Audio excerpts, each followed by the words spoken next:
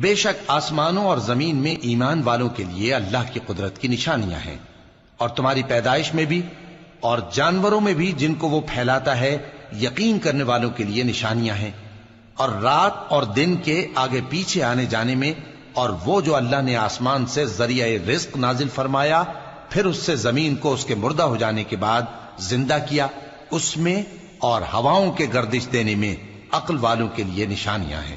یہ اللہ کی آیتیں ہیں جو ہم تم کو سچائی کے ساتھ پڑھ کر سناتے ہیں، تو یہ اللہ اور اس کی آیتوں کے بعد کس بات پر ایمان لائیں گے؟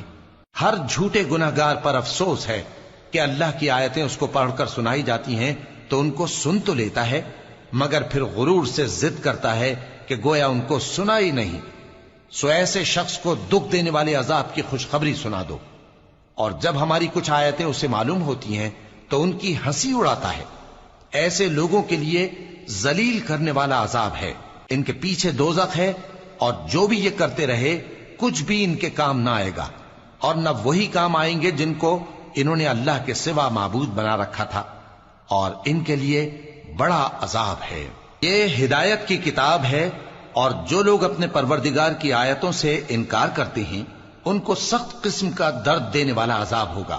اللہ ہی تو ہے جس نے سمندر کو تمہارے قابو میں کر دیا تاکہ اس کے حکم سے اس میں کشتیاں چلیں، اور تاکہ تم اس کے فضل سے معاش تلاش کرو، اور تاکہ شکر کرو۔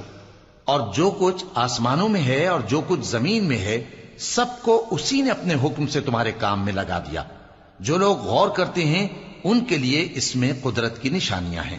مومنوں سے کہہ دو کہ جو لوگ اللہ کے ان دنوں کی جو اعمال کے بدلے کے لیے مقرر ہیں توقع نہیں رکھتے ان سے درگزر کریں تاکہ اللہ ان لوگوں کو ان کے اعمال کا بدلہ دے۔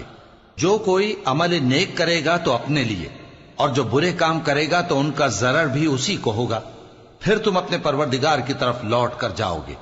اور ہم نے بنی اسرائیل کو کتاب ہدایت اور حکومت اور نبوت بخشی اور پاکیزہ چیزیں عطا فرمائیں، اور اہل عالم پر ان کو فضیلت دی، اور ان کو دین کے بارے میں دلیلیں عطا کی، تو انہوں نے جو اختلاف کیا تو علم آ چکنے کے بعد آپس کی ضد سے کیا۔ بے شک تمہارا پروردگار قیامت کے دن ان میں ان باتوں کا جن میں وہ اختلاف کرتے تھے فیصلہ کر دے گا۔ پھر ہم نے تم کو دین کے کھلے رستے پر قائم کر دیا تو اسی رستے پر چلے چلو، اور نادانوں کی خواہشوں کے پیچھے نہ چلنا، یہ اللہ کے سامنے تمہارے کسی کام نہیں آئیں گے۔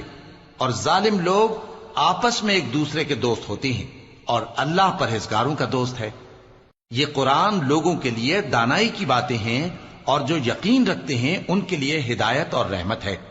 جو لوگ برے کام کرتے ہیں کیا وہ یہ خیال کرتے ہیں کہ ہم ان کو ان لوگوں جیسا کر دیں گے جو ایمان لائے اور عمل نیک کرتے رہے اور ان کی زندگی اور موت یکساں ہوگی؟ یہ جو دعوے کرتے ہیں برے ہیں۔